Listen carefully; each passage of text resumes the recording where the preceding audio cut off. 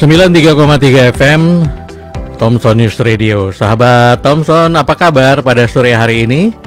Kita berada tepat 2 menit meninggalkan pukul 16 waktu Indonesia Barat. Dan hari ini kita 15 Maret 2023. Waktu berlalu begitu cepat, kita sudah berada di pertengahan bulan lagi.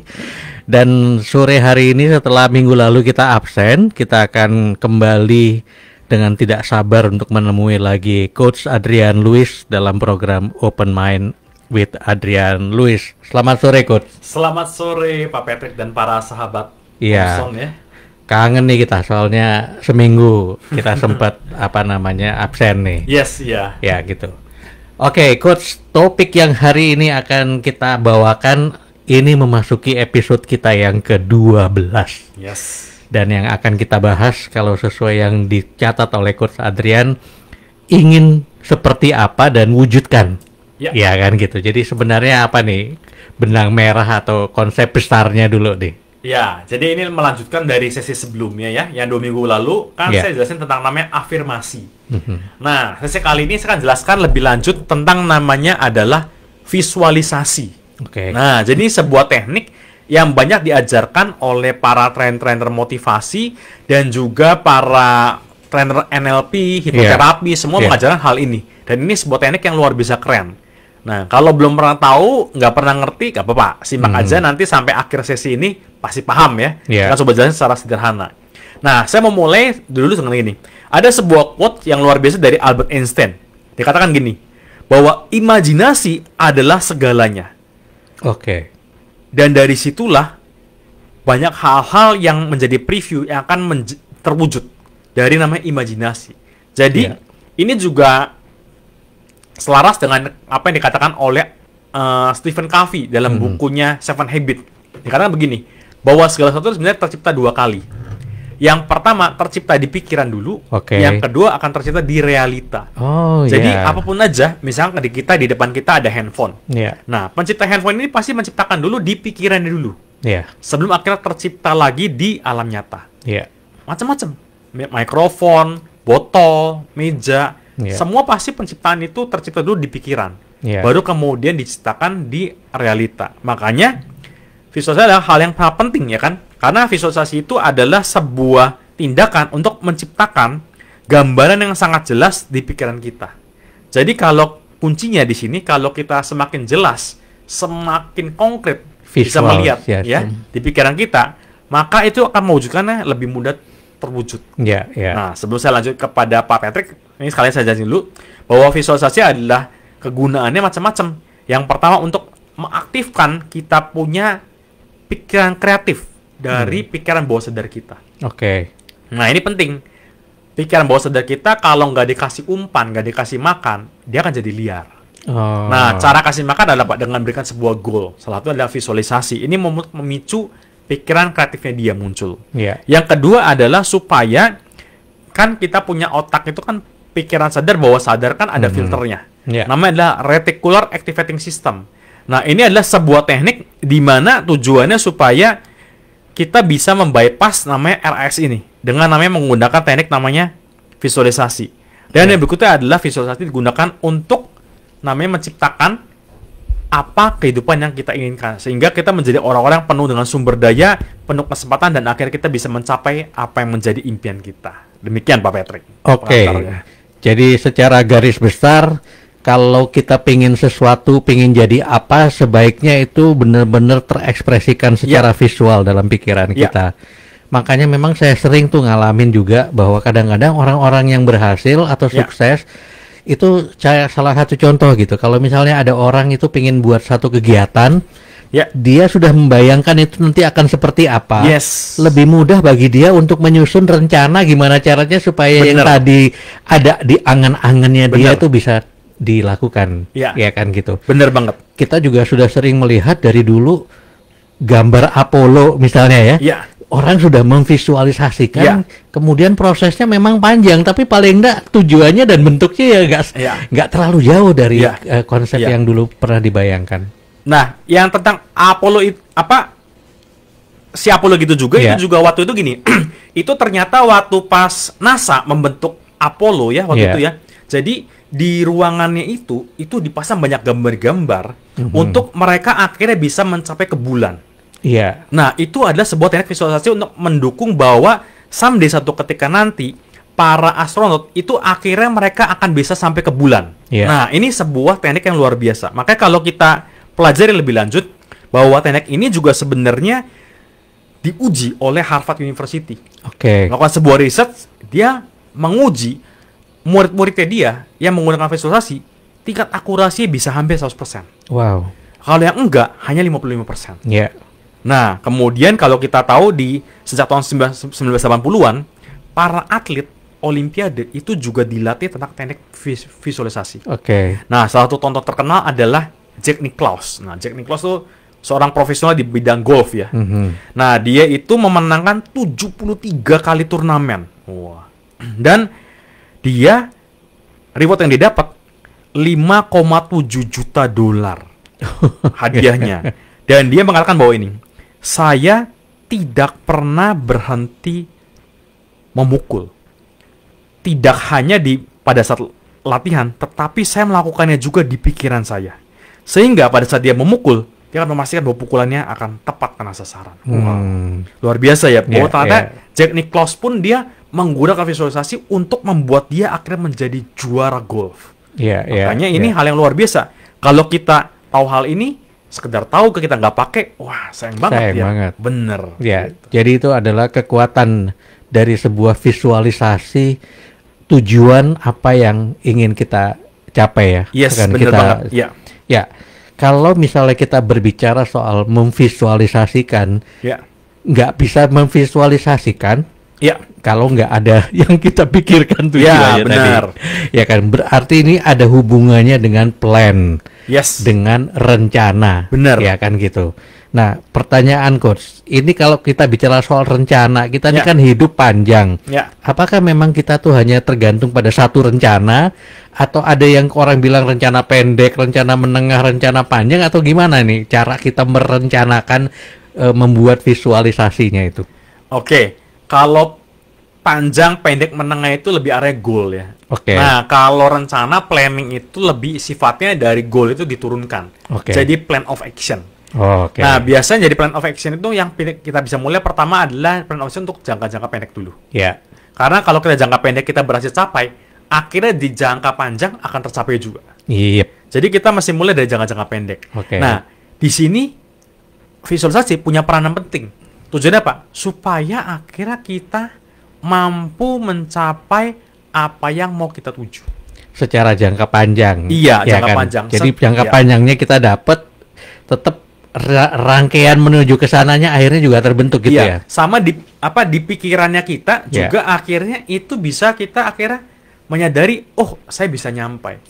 Karena ini ada sebuah kebenaran waktu saya belajar namanya di dunia NLP, Neuro Linguistic Programming, dikatakan bahwa Pak, pikiran kita tidak dapat membedakan mana imajinasi dan mana realita. Saya ulangi ya, pikiran kita tidak dapat mengenal mana imajinasi dan mana realita. Contohnya begini, kita bisa praktek sederhana. Para sahabat Thompson kan dengar siaran ini ya. Misalkan dibayangkan, saya lagi pegang buah jeruk. Nah, jeruk ini baru saya keluarin dari kulkas, masih terasa dingin ya. Dan kemudian saya potong dengan namanya pisau sebelah. Nah, kemudian keluar airnya. Nah, kemudian saya peras sedikit di lidah saya. Nah, dan saya mulai berasa asam. Nah, saya percaya pasti beberapa sahabat Thompson dan kita bisa merasakan, loh kok tiba-tiba saya merasa air liur saya keluar ya. Soalnya berasa asam ya. Padahal kan nggak ada. Nggak ada barangnya. Itu kan imajinasi. Tapi terjadi. Karena itu saya bilang, hati-hati dengan pikiran kita. Kalau pikiran kita dominannya dengan masalah, problem, ya itulah hidup kita terjadi. Memang saya tahu hidup tidak mudah. Mari kita isi dengan pikiran yang positif. Kita visualisasi bahwa iya, saya punya harapan. Ada sebuah tujuan. Saya mau capai goal ini. Memang kita hidup pasti ada tantangan, tapi mari kita arahkan fokus kita kemana. Nah, kalau fokus kita lebih besar ya kepada tujuan goal, masalah akhirnya jadi kecil. Sama ibaratnya kalau kita lihat matahari dan di sini ada uang koin misalkan. Kita fokusnya ke uang koin, akhirnya matahari nggak kelihatan. Tapi saat kita fokusnya kepada matahari, uang koinnya jadi blur, nggak kelihatan. Nah ini sama, bicara apa? Apa yang kita fokuskan. Makanya ini peranan penting, visualisasi itu akan membantu proses mewujudkan sesuatu yang akan terjadi di masa depan kita. Nah, kita baiknya bisa mulai. Misalkan sebelum tidur kita bayangkan, besok kira-kira apa kondisi ideal yang saya mau tercapai. Mulai lagi setiap pagi pas bangun tidur kita mikir juga kira-kira hari ini apa yang idealnya akan tercapai. Nah orang nanya, Pak kalau begitu tercapai nggak? Memang belum tentu semua, ya kan? Kita visualisasi aja belum tentu semua tercapai, apalagi enggak. Makanya kita lebih baik awal visualisasi untuk menciptakan sebuah goal yang mau kita capai. Seperti itu Pak Patrick. Coach, saya punya cerita nih. Saya nggak tahu nanti ini terkait apa enggak gitu. Tapi ceritanya gini, ada seseorang teman gitu kan gitu. Dia ini kehidupan masa lalunya, zaman dia remaja, tumbuh itu sulit. Keluarganya broken home, kemudian dia tidak mendapatkan dukungan moral gitu. Orang tuanya berpisah atau menikah kembali. Kemudian pokoknya hidupnya sulit dan susah. Dia dititipin neneknya gitu. Salah satu tekadnya dia itu adalah di masa depan saya tidak mau begini, saya tidak ingin miskin, saya tidak ingin hidup susah. Secara tidak sadar, tapi dia akhirnya menimbulkan sebuah kebiasaan untuk bekerja keras mencapai tujuannya, gitu kan. Dari waktu ke waktu dan bahkan akhirnya dia menentukan pernah membuat mimpi bahwa saya akan ke luar negeri dan saya akan bekerja di luar negeri, gitu, di sebuah perusahaan yang besar, dan ternyata itu tercapai, gitu. Itu tercapai dan dia memang benar-benar akhirnya berkecukupan kan gitu. Dia memiliki kesuksesan secara finansial juga, bekerja di perusahaan internasional padahal dia lahir dari keluarga yang sangat penuh keterbatasan gitu. Ketika dia sudah berada di titik ini dan kemudian kita merefleksi, dia menjadi ingat kembali bahwa iya dulu tuh aku punya cita-cita itu benar-benar karena yang ada di kepalaku pokoknya aku nggak mau miskin, aku nggak mau miskin, aku nggak mau miskin. Aku sukses, aku mau sukses, anak-anakku mesti tak kasih yang terbaik. Itu aja terus yang dia pikirin sehingga akhirnya itu tercapai. Apakah seperti ini juga hubungannya? Iya. Itu pasti saya bisa menyimpulkan bahwa beliau ini pernah membuat sebuah visualisasi kehidupan yang dia mau capai seperti apa, tujuannya apa yang mau dicapai seperti apa. Tapi bicara kapan terjadinya dia juga nggak tahu. Tapi dia kan punya satu ketika someday akan jadi seperti itu. Nah itu namanya visualisasi. Itu dia pasti menerapkan namanya teknik visualisasi. Apalagi kalau dia menggunakan seperti ini, yang visualisasi tidak hanya sekedar gambaran, tapi melibatkan seluruh panca indera. Jadi melibatkan, dia bisa sampai dengar. Saat dia mencapai itu, apa yang didengar? Orang berkata, wah kamu hebat, congrats ya, selamat ya. Terus dia bisa merasakan juga ada the feelingnya dapat. Wah merasa feel bersyukur, feeling gratitude, bahagia banget, pokoknya merasa dia Tuhan begitu luar biasa. Nah, itu kan mempercepat lagi pencapaian dia. Apalagi mencapai lagi bisa merasakan sensasi di kulit seperti apa. Wah, merasakan, dia bisa mencium aromanya apa di situ. Wah, kalau semua panca indera bisa merasakan itu lebih luar biasa. Dan ini yang saya sebut levelnya dari visualisasi. Namanya kita bisa merasakan dengan seluruh panca indera. Kalau kata guru saya yang lain dibilang namanya sensualisasi. Jadi kita merasakan semua seluruh badan kita merasakan panca indera sampai kita berasa itu benar-benar kita rasa. Nah, gini deh cirinya. Gampangnya sederhana gini. Pernah kan kita mimpi buruk, berasa kayak misalkan contoh mimpi buruk dikejar-kejar anjing, pas bangun kok ngos-ngosan semua ya, capek sekali. Nah itu kita udah visualisasi sampai real visualisasi, tapi dalam bentuk yang negatif. Kenapa? Kita punya hal yang luar biasa, kegunakan untuk mencapai hal yang luar biasa. Seperti itu. Nah kita kan pernah mengalami kan mimpi buruk, bangun berasa berdebar-debar, ngos-ngosan, berkeringat ya, padahal mimpi. Nah ini hebatnya bahwa pikiran kita nggak bisa bedakan mana namanya imajinasi dan mana realita. Karena itu kalau kita punya impian, misalnya kita benar-benar real, sampai nyata banget gitu ya, mendengar suaranya, merasakan ada feel-nya, merasakan sensasi di tubuh seperti apa, aromanya seperti apa, kita bisa mencium apa. Wah, itu membuat nyatanya akan makin cepat gitu. Oke. Gitu. Ya. Coach, ini ada pertanyaan. Yes. Apa yang harus dilakukan jika seseorang itu mereka sebenarnya memang merasa sulit untuk bahkan menentukan tujuan mereka? Ya. Apa yang kita bisa bantu ini? Nah, kalau susah menentukan tujuan, itu kita nanti ini belum nyampe ke sini. Nanti ada sesi berikutnya ya. Oke. Ini biasa karena ada namanya hambatan-hambatan mental. Karena saya kan bahas nanti teknik yang buat caranya gimana. Ya. Ini karena biasanya di masa lalu dia seringkali gagal. Oke. Akhirnya gagal-gagal terus, gak berani nyoba lagi. Karena itu, ini tips sederhana seperti ini. Orang yang banyak mengalami kesalahan tanda kutip trauma seperti itu, mulailah menciptakan keberhasilan kecil. Sehingga akhirnya dia mulai terbiasa, oh iya ternyata saya bisa juga ya. Yeah. Saya good enough juga ya. Akhirnya satu ketika untuk mencapai goal yang besar, bisa juga tercapai. Jadi mulai dari hal-hal yang kecil. Sama, ini juga ada sebuah cerita. Ini kalau dalam konteksnya menggunakan visualisasi. Yeah. Ada seorang, ini namanya itu Heather O'Brien. Nah, dia itu pernah nulis sebuah buku. Ini saya kutip dari guru saya. Dia bikin buku, judulnya adalah Don't Give Up, Get Up. Nah, kok judul buku seperti ini? Jadi gini ceritanya. Dia itu konon satu ketika mengalami sebuah tragedi di mana akhirnya dia nggak bisa jalan. Tapi dia tidak mau menyerah. Saya harus get up.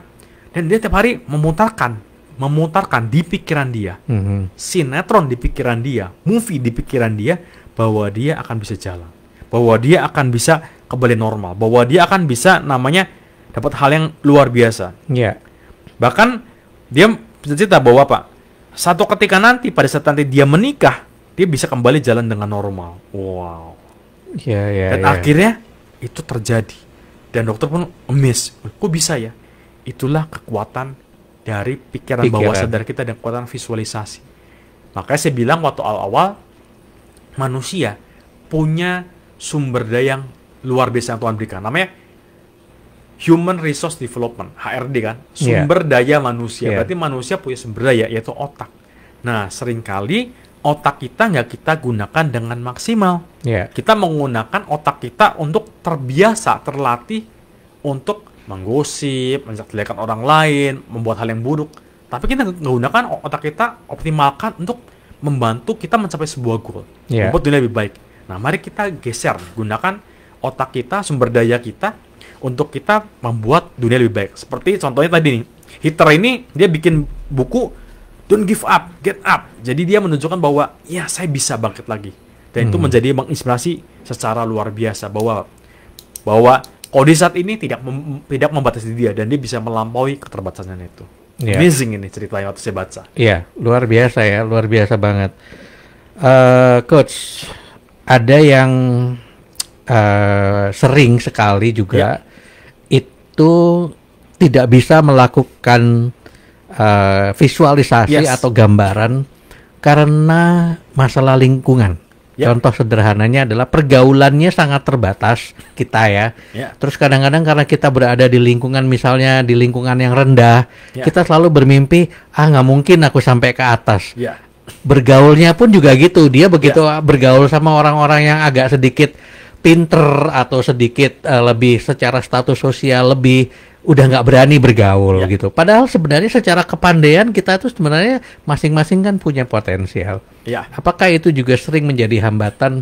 Kenapa kok kita juga seharusnya ya berani aja gitu untuk bergaul di luar lingkungan kita yang biasanya untuk bisa menerima satu lingkungan baru yang jauh lebih bisa menantang kita untuk bisa memperoleh hal-hal yang lebih cemerlang. Ini kondisi ini pemicu utama sebenarnya adalah citra diri yang buruk. Citra diri yang buruk. Cara menusang gimana? Hari ini saya bisa jelaskan dengan teknik visualisasi, tapi tenang ya. Nanti 2 minggu lagi, karena minggu depan kan nyepi nih kita libur ya. 2 minggu lagi sekarang menggunakan teknik namanya as if. Nah, ini teknik yang akan kita gunakan supaya kita bisa melangkah lebih tinggi. Nah, sebelum tadi pertanyaan Pak Petrek seperti itu, buat para sahabat Thompson, saya mau jelasin sedikit mundur dikit ya. Ternyata ini juga saya sering kali ketemu waktu saya ngajar tentang visualisasi. Coach, Pak, saya susah membayangkan. Gimana Pak ya? Kalau itu para sahabat Thompson mengalami seperti ini, jangan putus asa, jangan kecewa. Karena para psikolog ternyata membuat ada namanya, disebut namanya eidetic visualizer. Jadi ini orang-orang yang dimana mereka kesulitan membuat visualisasi. Jadi ada orang yang bisa visualisasi secara luar biasa, bisa bikin sampai nyata real. Tapi orang seperti ini susah. Nggak bisa sampai gambarnya sampai jelas, sampai clear, nggak bisa sampai 3D, nggak bisa sampai warnanya jelas banget. Itu ada seorang seperti itu. Dan jangan putus asa. Nah, berita baiknya ternyata ada caranya dan ada solusinya. Nah, dulu waktu saya belum seperti ini, saya mikir, harus dong, paksakan kamu dong. Nah, dulu kan saya nggak ngerti. Ternyata ini ada orang seperti ini. Caranya apa? Kita tetap mesti, orang yang punya seperti ini adalah, kuncinya adalah melatih diri. Kalau bisa setiap hari kita berlatih visualisasi, dan misalkan sehari 2 kali, pagi sama malam. Lama-lama kita kan terlatih dan bisa. Nah, salah satu cara yang paling mudah adalah kita menggunakan gambar yang kita print. Nah, gambar yang di print ya? Yang print. Ini untuk membantu kita. Saya juga termasuk tipe orang yang awalnya itu susah visualisasi. Saya ingat, waktu pertama kali saya kepengen banget punya namanya handphone waktu zaman itu adalah Nokia Communicator 9200. Iya. Waktu itu harganya lumayan ya, 9 juta lebih itu ya. Yeah. Nah, di mana yang dilipat itu ya tuh? Yang dilipat itu ya, keren kan, kayak mini komputer waktu zamannya. Itu tahun berapa ya? 2005 lo nggak salah dia. Udah lama sekali itu ya. Sekarang orang udah nggak tertarik itu ya. Nah, kepengen banget itu gitu kan. Waktu itu penghasilan saya itu masih rendah banget. Waktu itu sekitar hanya 1 jutaan waktu penghasilan saya kan. Jauh kan? Penghasilan 1 juta mau punya handphone harga 9 juta lebih, 9,9 waktu itu kan. Gimana caranya? Ya udah, saya no idea waktu itu kan. Terus saya waktu itu belajar tentang namanya teknik visualisasi. Oh ya, bikin gambar. Ya udah, saya seadanya di rumah kebetulan ada komputer, ada printer, saya cari gambar. Waktu itu internet belum secepat sekarang. Ya, masih pakai dial up. Saya cari gambar Nokia 9200. Saya search di Google, dapat gambarnya, saya print, saya tempel di buku impian Dreamboard. Dan itu buku setiap pagi, setiap malam saya buka, saya baca. Wah, terus saya bayangin bagaimana saya berasa saya punya, gitu, saya langsung punya. Dan kalau ada teman yang punya, saya bilang, boleh nggak pinjem? Walaupun takut juga pegang gitu kan. Ini kalau handphone kalau rusak mahal nih, 9,9 juta waktu itu mahal ya. Harganya kan berasa mahal deh. Terus kalau ke toko handphone ke namanya ke Nokia waktu zaman itu ya, ada barangnya, coba-coba saya coba pegang, coba rasakan. Dan secara ajaib, entah gimana caranya, akhirnya saya mendapatkan sebuah bonus dan akhirnya saya bisa beli itu handphone. Amazing. Dan ini juga banyak sekali terulang ya. Saya waktu sekitar tahun 2010 2011, saya kepengen banget dari tahun 2008 sebenarnya, kepengen banget saya punya laptop Mac, kan? Kepengen banget punya laptop Mac. Tapi kan ngeliat kan, waduh, ini harga Mac lumayan waktu masa itu kan, sekitar 12-13 juta waktu itu kan, MacBook Pro gitu. Saya waktu itu hanya pakai laptop biasa, harga sekitar 3-4 juta, 5 juta sekian gitu kan. Saya mikir, waduh, pengen punya, tapi ini harganya mahal sekali. Akhirnya sebenarnya juga teknik visualisasi. Saya cari nih gambarnya laptop MacBook Pro, ya kan? Cari gambarnya, saya print, saya tempel, saya visualisasi. Bagaimana rasanya saya menggunakan laptop itu? Bagaimana feel-nya seperti apa? Bahagianya kalian. Bahagia bersyukur. Ingat ya. Nanti teman-teman yang para sahabat yang belum ikutin dengarkan lagi 2 minggu lalu saya jelasin namanya afirmasi. Saya happy, saya bahagia, saya bersyukur kan mencapai ini kan. Nah, jadi saat ini present, saya juga bayangin mengenai visualisasi, rasakan bahwa saya punya MacBook-nya. Datang ke iBox.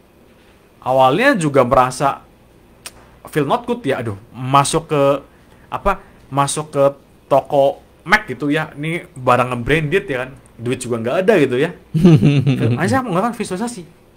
Dan entah gimana caranya, 2012 saya melakukan itu, dalam waktu setahun, tiba-tiba saya bisa punya MacBook. Dan ajaibnya, MacBook ini tercapai ya. Jadi tiba-tiba ada teman saya pakai MacBook baru pakai sekitar 3 bulan. Dia bilang, aku bosan. Nggak ngerti buat apa. Dia beli sekitar harga 14 juta, 13 juta. Dia bilang, oke deh, saya jual kamu 10 juta. Karena saya juga nggak kepake juga, nggak apa-apa. Saya jual rugi, ya udah saya jual kamu aja. Dan saya yakin kamu bisa pakai. Nah, luar biasa. Visualisasi saya nggak membatasi dengan afirmasi yang lalu kan. Atau lebih baik gitu ya. Akhirnya apa? Ternyata Tuhan luar biasa ya. Saya tiba-tiba punya sebuah penghasilan yang bisa bayar itu MacBook. Dan tiba-tiba dapat MacBook Grace baru pakai itu, mulus banget, bener baru, dan harganya dapat diskon murah. Dan saya bisa beli seperti itu. Dan luar biasa, amazing, saya bilang Bapak, inilah kekuatan kita punya visualisasi. Banyak orang sekitar, ya saya tahu sih bagus, tapi masalahnya dipakai nggak? Kalau kita pakai akan jadi luar biasa. Ini juga terjadi, kalau saya cerita banyak banget di bisnis juga seperti apa luar biasa. Makanya para sahabat Thompson yang dengar siaran ini, pastikan dipakai, digunakan. Kalau nggak praktekkan, ya udah kita bisa tahu tuh, ya ini baik sih, tapi nggak ada manfaatnya buat kita. Demikian Pak Patrick. Coach, dalam hidup kita itu memang harus penuh juga terhadap sebuah keyakinan.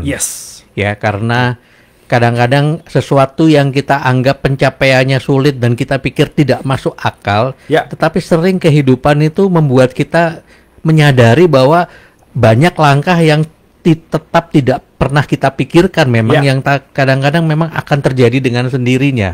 Ya kan gitu. Jadi sebenarnya itu yang merupakan hal yang yang kita anggap sebagai sebuah secret ya, rahasia dari sebuah proses. Yang penting adalah bahwa tujuan kita itu tetap harus kita fokus pada tujuan yang sama. Biarkan proses itu menemukan jalannya sendiri. Kira-kira gitu ya, Coach? Betul. Jadi kita masih punya sebuah tujuan yang benar fokus, yang kemana kita mau capai. Nah, ini saya jadi langsung quote aja langsung. Kata-kata dari Arnold Schwarzenegger. Nah, ini waktu dia masih jadi aktor, sebelum jadi wali kota ya. Dia kata sini, buatlah sebuah visi. Kamu mau jadi seperti apa? Dan kamu hiduplah di dalam gambaran itu. Seolah-olah itu sudah nyata. Dan ini adalah rahasia dari Arnold. Akhirnya dia menjadi bintang film yang dibayar dengan sangat mahal. Rainbow waktu itu ya. Dia menggunakan teknik namanya visualisasi. Karena itu apa? Kita mesti punya visualisasi dengan sangat-sangat jelas. Nah, salah satu tadi jelasin namanya bikin dream book atau visual board ya. Ini penting. Nah, seringkali kesalahannya apa? Yang terjadi adalah apa? Orang bikin visual board, dream book buat jadi namanya ajang keren-kerenan. Ya, keren mana? Lu sama gue gitu, keren mana gitu. Padahal apa? Itu gunanya kembali kepada personal. Nah, kalau ini bermanfaat buat kita pasti akan kejar. Nah, kemudian juga Pak, bikin dream board itu tujuannya bukan bicara bagus atau bicara gimana ya. Bicara itu bermakna gak buat kita. Personalnya buat kita. Dan akhirnya itu membuat impian jadi nyata. Ada beberapa cerita, saya janji lagi, tentang namanya vision board ini. Satu ketika ini tahun 1995, seorang yang luar biasa namanya John Ashraf, ini dia kayak orang di properti ya, orang properti juga, dia bikin sebuah vision board. Dia mau dapat apa segala macam, dapat rumah. Kemudian dia sampai lupa udah bikin vision board itu. Dan tahun 2000 Mei, dia baru pindah ke rumah baru dia. Satu ketika anaknya nanya, Didi, itu kotak apa? Kan lagi pindahan, dia buka. Dan waktu dibuka dia kaget. Oh, ternyata dia membuat sebuah gambaran. Dan itu ada gambaran rumah yang dia tempatin sekarang. Wow. Waktu itu dia nggak tahu. Tapi pikiran kita secara luar biasa. Karena apa? Lihat baik-baik ya, perhatikan baik-baik. Tambah sahabat Thompson ya. Pikiran bahwa Anda perlu dikasih umpan. Umpan makanya adalah goal. Kalau nggak diberi goal, dia akan melakukan apa yang dominan saat itu. Nah, ini kan bukan umpan dominannya adalah goalnya mau capai rumah ini. Akhirnya tercapai. Nah, yang penting di sini kayak tadi Pak Prek sempat nanya, yang nggak terwujud adalah kalau kita punya namanya sikap namanya keraguan-raguan. Ragu-ragu adalah penghambat tercapainya impian kita. Makanya musuhnya dari iman adalah keraguan. Kalau kita ragu-ragu, kita nggak percaya bahwa Tuhan bisa melakukan sesuatu buat kita, itu akan menghambat namanya kita. Karena itu Tuhan berikan sebuah hal yang luar biasa adalah tentang namanya visualisasi. Mari kita gunakan ini. Nah, kalau kita nggak gunakan, kita nggak pakai, kita ragu-ragu, ya udah. Kalau kita ragu-ragu, kita akhirnya menjadi orang yang peragu, dan masa depan kita akhirnya jadi meragukan. Nah, jadi ini kita punya tools yang luar biasa keren. Mari kita gunakan supaya benar-benar bisa membuat sebuah hal yang luar biasa dalam hidup ini. Demikian Pak Patrick. Saya akan mencoba untuk memberi atau memberikan gambaran tentang sebuah tujuan yang bertahap, ya kan? Misalnya, saya menggambarkan bahwa saya ingin menyenangkan orang tua saya, ya kan gitu, dengan memberinya cincin emas atau berlian yang memang dari dulu dia tidak pernah bisa memiliki, tetapi dia memiliki impian itu, dan saya ingin membayangkan saya akan mewujudkannya untuk dia, sehingga saya akan menyusun, misalnya ini ulang tahunnya 6 bulan lagi, dan kemudian saya membayangkan apa yang harus saya lakukan supaya saya bisa memberikan cincin berlian itu kepada orang tua saya. Itu contoh yang bisa digunakan, Coach? Jadi itu bisa contoh digunakan. Jadi cari gambarnya sangat detail, seperti apa, mereknya semua sangat detail. Nanti entah gimana caranya, yang penting kita sudah bikin goalnya, dan kita juga berusaha juga kerja keras. Akhirnya nanti entar gimana caranya itu bisa terwujud. Dan ini story ini juga nyata. Jadi ada seorang magician namanya Kabir Khan, itu dari Malaysia kalau nggak salah ya. Ini saya baca story-nya. Dia tuh waktu itu kepengen banget punya sebuah jam tangan. Ini mereknya itu adalah Fortis kalau nggak salah namanya. Itu jam tangan mahal. Itu jam tangan katanya itu harganya itu sekitar bentar saya cari ini ya. Saya udah catatan. Itu harganya itu pokoknya ini cukup mahal. Itu harga sekitar berapa ribu US dollar gitu ya. Nah, satu ketika dia pengen banget. Dia bikin ini di dalam namanya sebuah dreambooknya dia. Pengen banget. Dan dia kerja keras. Dia memvisualisasi. Pada saat uangnya tercapai, ternyata dia sedih bahwa tokonya itu tutup. Dan akhirnya dia ke tokonya itu dan dibilang apa? Sebenarnya ini sudah tutup. Yang buka itu hanya ada di Singapura. Tapi ini kita masih ada sebuah hal yang sisa, barang-barang sisa yang tidak laku. Dan waktu ditunjukin, kamu nggak nih? Ini benar barang-barang yang sisa-sisa namanya display, tapi kita nggak bisa karena udah nggak ada dan kayak kita nggak bisa jual lagi ya. Itu akhirnya, nih harganya waktu itu 3.000 US dollar. Terus dibilang ini ada barang nih, karena itu udah sisa barangnya dan kita nggak bisa jual, ini akhirnya kita sell harga 1.000 US dollar. Dan akhirnya dia beli, ibu saudara. Dan yang luar biasa setelah itu apa? Dia mengkontak ke agent Fortis yang ada di Singapura. Dan dia siap bahwa dia adalah seorang magician. Dan dia bilang, ini kan saya senang banget dengan jam tangan kamu. Boleh nggak? Nah, dia bilang mengajukan menjadi brand ambassador merek itu. Dan akhirnya dia menjadi brand ambassador untuk membiayai dia akhirnya ikut lomba magician di kelas internasional di Hollywood dan Las Vegas. Dibiayai oleh Fortis. Luar biasa ya. Dia dapat double. Satu, dia dapat jamnya dari 3.000 dolar jadi 1.000 dolar. Yang kedua, disponsorin sama merek Fortis ini, kan? Untuk dia perform di Hollywood dan di Las Vegas. Wow, saya bilang, ini kekuatan namanya visualisasi. Nggak hanya sekedar dapat itu, tapi bahkan dibiayain untuk dia sampai bisa perform di US. Luar biasa banget kan? Betul. Jadi kerja keras selalu tidak ada yang sia-sia. Benar banget. Dan kita selalu akan menemukan banyak peluang-peluang baru. In that we process, kita berada dalam sebuah proses untuk menuju ke sana. Kita baru menyadari kadang-kadang kemampuan kita ternyata lebih dari yang kita pikirkan. Bener banget. Ya kan gitu, bahwa ternyata dunia ini lebih luas dari apa yang kita bayangkan. Bahwa peluang-peluang itu selalu bisa diperoleh selama kita mau bekerja dan kita berpikir positif. Betul. Kira-kira itu ya, Coach. Betul. Makanya ini juga penting. Kita juga gunakan visualisasi ini membantu kita. Beberapa psikolog pernah membuat sebuah riset. Dikatakan bahwa 1 jam visualisasi ini seberharga dengan 7 jam usah di dunia fisik. Oke. Jadi apa? Ini kan sebuah shortcut. Ya. Kita bisa gunakan. Kita membuat gambaran itu benar-benar jadi nyata, jadi real. Akhirnya nanti itu akan namanya tercapai. Nah, kita nggak perlu loh, apa namanya, sejam kita pikir itu kan, buang-buang waktu kita kan. Sehari cukup lah kita gunakan 10 sampai 15 menit untuk kita melakukan visualisasi. Nah, ini ada seorang namanya adalah Azim Zamal. Azim Zamal itu adalah pembicara di Kanada. Dia mengajarkan namanya adalah The Hour of Power, jam yang penuh kekuatan daya. Jadi dia membagi ada 20 menit dikali 3. Isinya apa? Jadi gini, setiap kali kita bangun pagi, luang waktu 20 menit untuk kita visualisasi.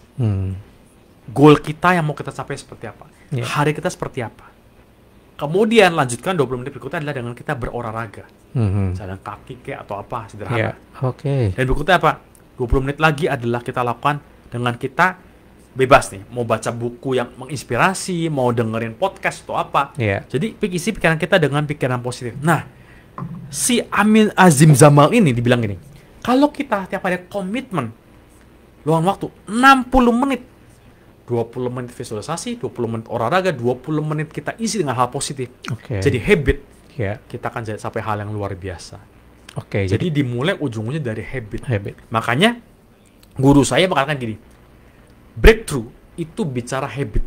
Kalau kita mau menciptakan sebuah terobosan dalam hidup kita, dimulai dari habit apa yang kita ciptakan, kebiasaan apa yang kita ciptakan. Demikian, Pak Patrick. Jadi ini sebenarnya juga bukan visualisasi berdiri sendiri. Ini adalah merupakan satu rangkaian kolaborasi dari kebiasaan-kebiasaan.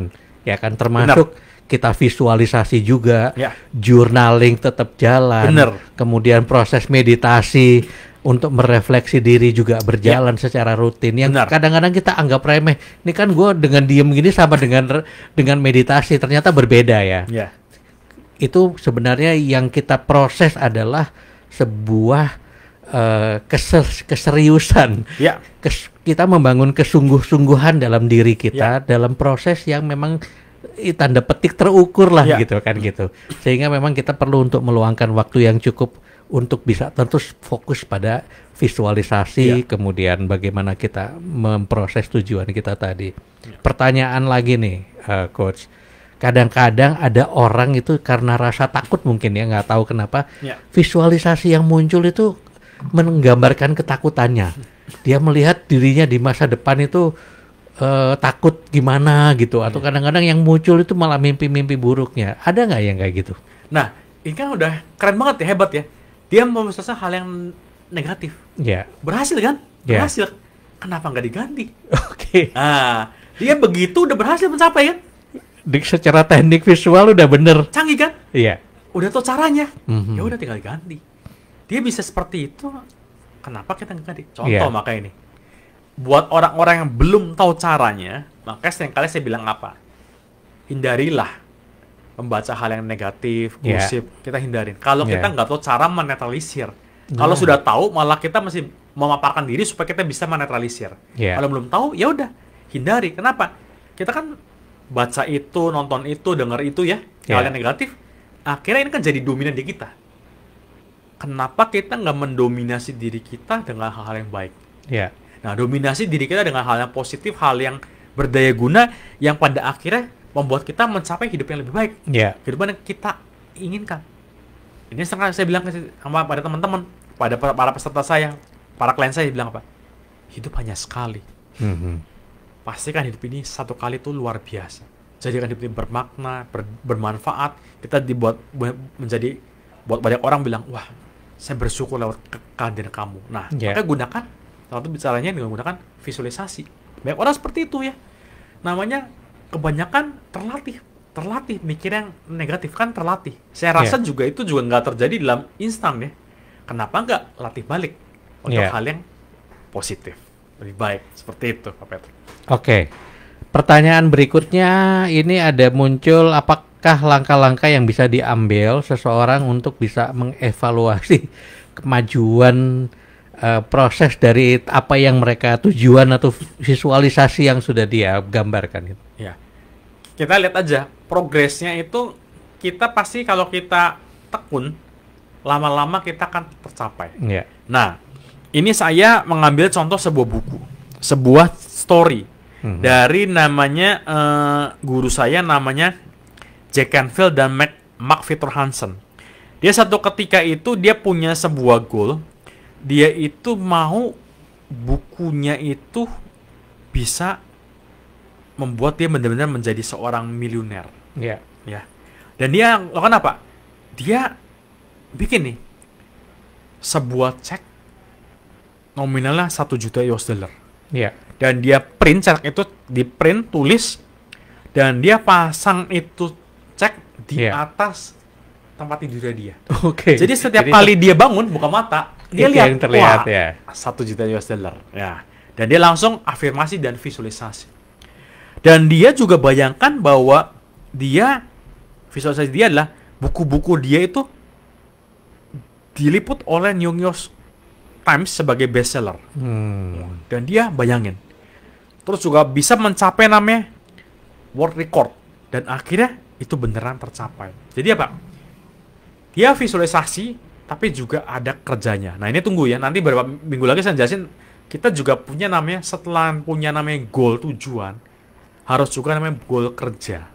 Nah banyak orang bikin goalnya hanya goal tujuan, tapi goal kerjanya nggak ada.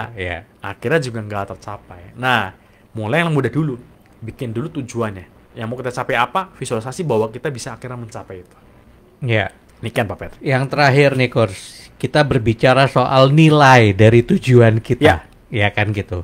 Kadang-kadang kita memang selalu hanya mengukur itu dari kesuksesan secara finansial, urusan kita kaya. Sukses itu selalu hubungannya ke kaya gitu. Tetapi padahal ada aspek-aspek lain yang perlu untuk kita pahami bahwa kehidupan ini lebih utuh, lebih jauh lebih lengkap daripada sebuah konteks yang kita secara materialistis. Ini apa yang harus kita pahami tentang tujuan kehidupan yang juga sebenarnya bisa menjadi tujuan kita. Ya, saya setuju bahwa namanya goal itu nggak hanya sekedar melulu uang. Nah, ini kayaknya saya pernah bahas di beberapa episode yang lalu bahwa kita punya goal itu will of life. Kalau bisa ada aspek-aspek kehidupan kita yang lain. Contoh apa? Aspek kesehatan kita, aspek pekerjaan kita, bagaimana hubungan kita, keluarga kita, mental kita.